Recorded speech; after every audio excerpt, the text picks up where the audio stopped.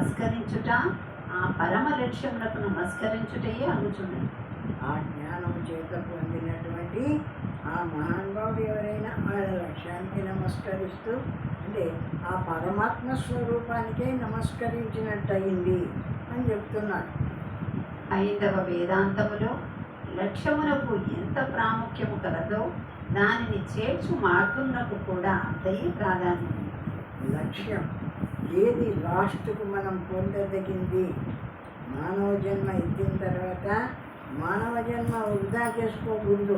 ఒక మానవ జన్మలోని ఈ పరమాత్మ తత్వాన్ని తెలుసుకునే బుద్ధివృత్తి ఉండేది.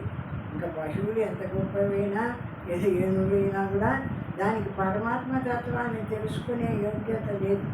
కాబట్టి ఈ మానవ జన్మ గొప్పదానికే ఈ పరమాత్మ తత్వాన్ని తెలుసుకొని పరమాత్మ స్వరూపంగా నిలబడి ముక్తి చెందేటువంటి యోగ్యత మానవ జన్మ గొప్పదానికే ఉంది. కాబట్టి అటువంటి జ్ఞానస్వరూపం తెలియబట్టేస్తుంది మనలో ఉండి.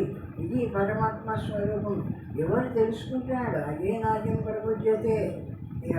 ఈ శరీరం తెలుసుకుందా, ఈ మనస్సు తెలుసుకుందా, ఇంద్రియాలు తెలుసుకుంటున్నాయా? ఇవి నాకు తెలుసుకోవాలి.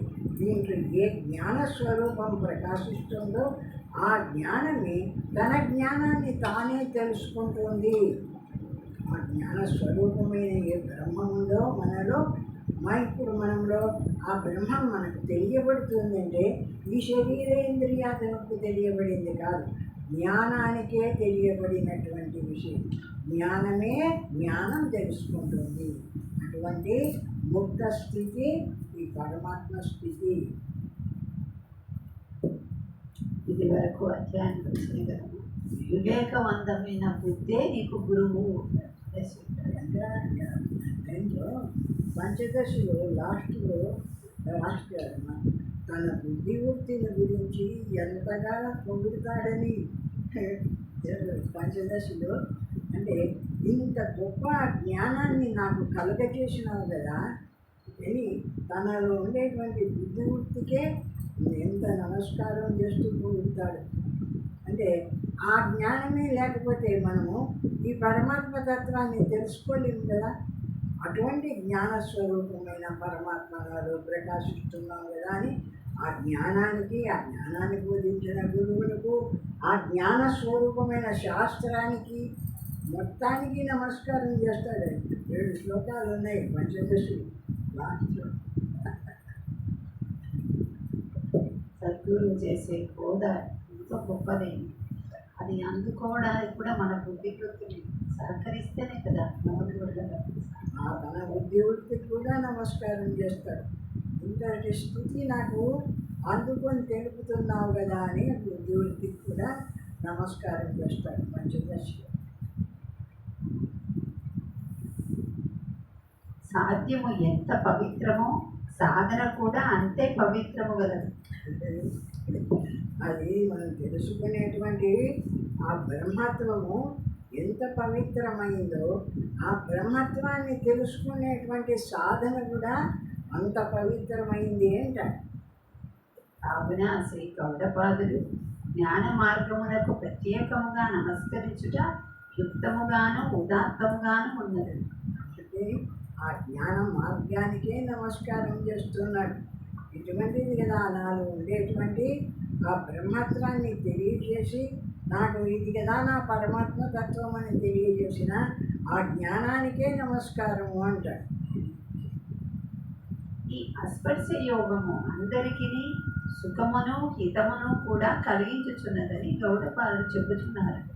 స్పర్శ యోగం అనేది అందరికీ హితాన్ని కలిగిస్తుంది, సుఖాన్ని కలిగిస్తుంది, మోక్షాన్ని కలిగిస్తుంది. ఆ విధంగా అందరికీ హితమైనటువంటిది ఈ బ్రహ్మతత్వము, ఈ బ్రహ్మజ్ఞానం అనే యోగము అంటాడు.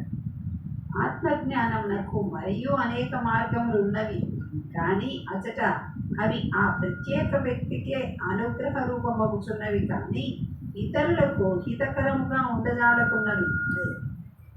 ఇది అట్లాంటిది కాదు. ఆత్మజ్ఞానం కొందరికి కలిగిన కొన్ని ఇతరులకు ఇబ్బంది కలిగించేటివిగా ఉంటాయి. ఇటువంటి జ్ఞానం కాదు దీంట్లో ఉండేది. తను తెలుసుకుంటున్నాడు, తాను బ్రహ్మమై నిలుస్తున్నాడు. తాను బ్రహ్మమై నిలిచినందువల్ల ఇతరులకు ఏమన్నా ఇబ్బందికరంగా ఉంది అంటే ఎవరికి ఏ ఇబ్బంది లేనటువంటిది. తాను తానుగా నిలిచి తానైన బ్రహ్మాన్ని తెలుసుకొని తానుగా నిలిచి ఎప్పటికెప్పుడు ముక్తిని పొందుతున్నాడు. వాడికి మళ్ళా చనిపోయిన తర్వాత ముక్తి రావడంగా ఇప్పుడే ఎప్పుడు తెలుసుకున్నాడో, ఎప్పుడు నిలబడినాడో ఆ స్థితిగా అప్పటికప్పుడే ముక్తిని పొందుతున్నాడు. అంత గొప్ప శాస్త్రము వేదాంత శాస్త్రం అనేది.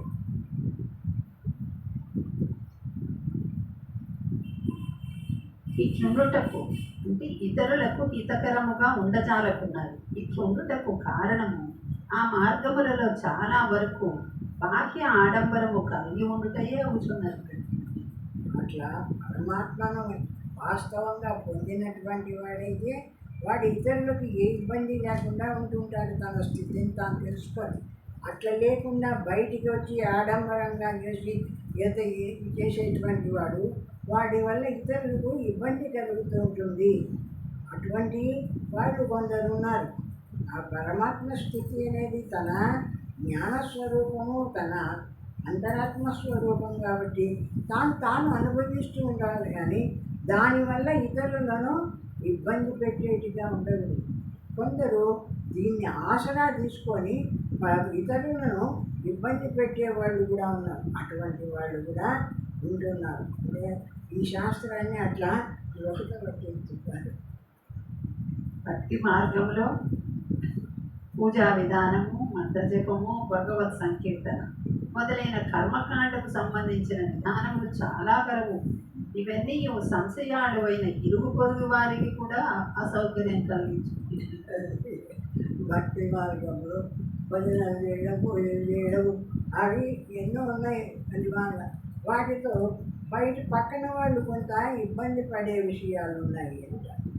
ఇక హఠయోగము, ఇందులో కఠిన నియమములు కలిగి ఉండుట చేత తీవ్ర తపశ్చర్య వంటిదే అవుతున్నది. ఈ మార్గమును గ్రహించలేని వారికి అటు తాపసుని చూచుట కూడా బాధాకరంగానే ఉంటుంది. హఠయోగం అంటే మొత్తం శరీరాన్ని, ఆహార నియమాలన్నీ మానేసి ఒక స్థితిలో ఉంటారు. అటువంటి వాళ్ళని చూడడానికి ఆ ఇంట్లో ఉండే వాళ్ళకు కూడా కష్టంగా ఉంటుంది కదా. ఎక్కడ ప్రారంభమని కర్మకాండలో కొంతవరకు రాగద్వేషాలు తప్పక చేరియే ఉన్నవి. వీటిని చూసిన ఈ మార్గములన్నింటిలోనూ ఏదో ఒక విధముగా స్వల్పమైన దుఃఖము, విచారము ఉండనే ఉంది. ఏదో ఒక స్వల్పమైనటువంటి కష్టమే ఉంటుంది. వాడు అనుభవించేది కాక వాడితో పాటు ఇతరులను అనుభవింపజేస్తాడు వాళ్ళు. కాబట్టి ఇతరులు బాధపడతారు. దీంతో వాడు కొన్ని నియమాలు చూస్తున్నాడంటే దాంట్లో ఇతరులను ఇబ్బంది పెడతారు. అట్లా లేకుండా ఇటువంటి ఏది అంటే ఈ పరమాత్మ తత్వం యొక్క గొప్పతనాన్ని చెప్తున్నాడు. ఈ పరమాత్మ తత్వాన్ని తెలుసుకొని బ్రహ్మమాత్రంగా నిలిచినటువంటి వాడికి ఇతరులకు ఏ ఇబ్బంది లేదు అని వల్ల వాని ఎందు వాడు వాని స్థితిని వాడు తెలుసుకొని హాయిగా తన పరమాత్మ స్థితి ఎందు తాను ఉంటున్నాడు. కాబట్టి ఇతరులకు ఏ బాధ లేదు. అట్లా లేకుండా కర్మ యోగాలన్నీ కూడా ఇతరులను ఇబ్బంది పెట్టేటివిగా ఉంటాయి అంటారు. ఈ అస్పర్శ యోగము హృదయ కుహర అంతర్గతమైన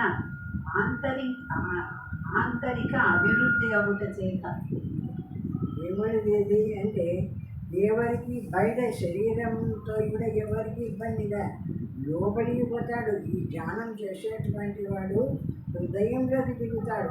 అక్కడ దిగి ఆ పరమాత్మ స్వరూపంతో మొత్తం అన్నీ వదిలేసి బ్రహ్మమాత్రంగా నిలుస్తాడు. అట్లా కూర్చునే వాడిని బ్రహ్మమాత్రంగా నిలిచిన వాడి వల్ల ఇతరులకు ఏ ఇబ్బంది లేదు అంటాడు.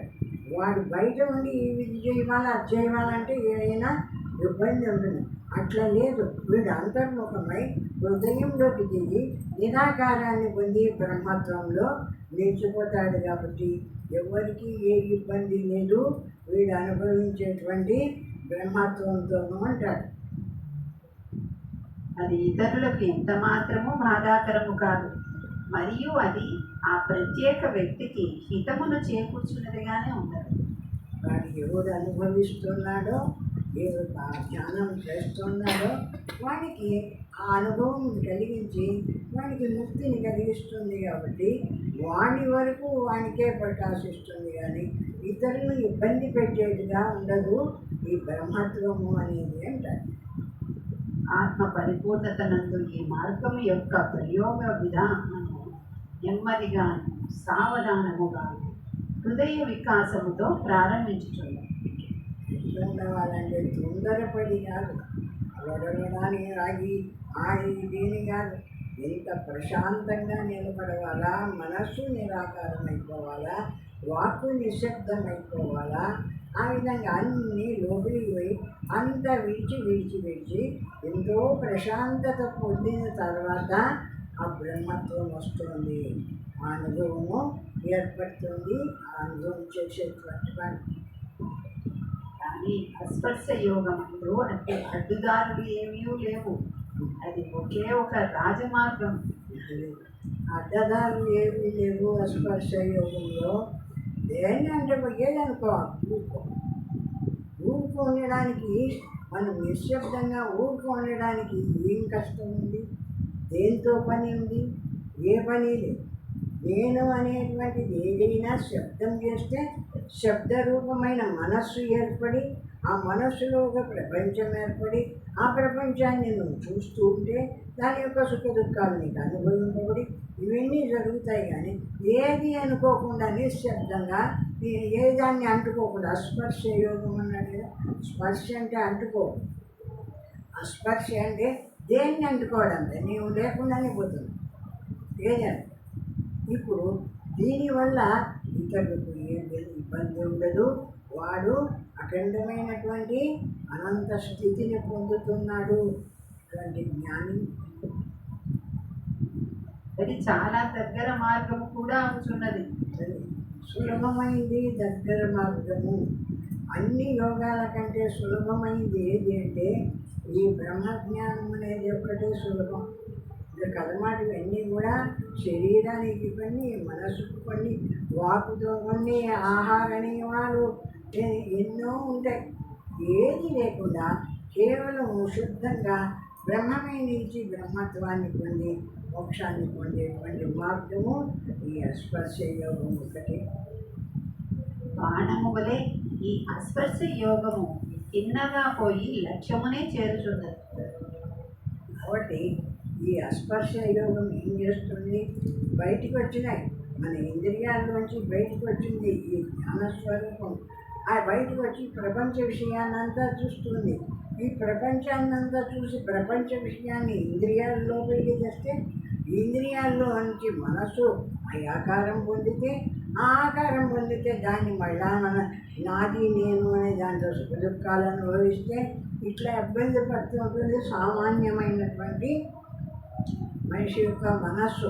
ఇది ఎట్లాంటిది అంటే మొత్తం విడుస్తూ పోతుంది.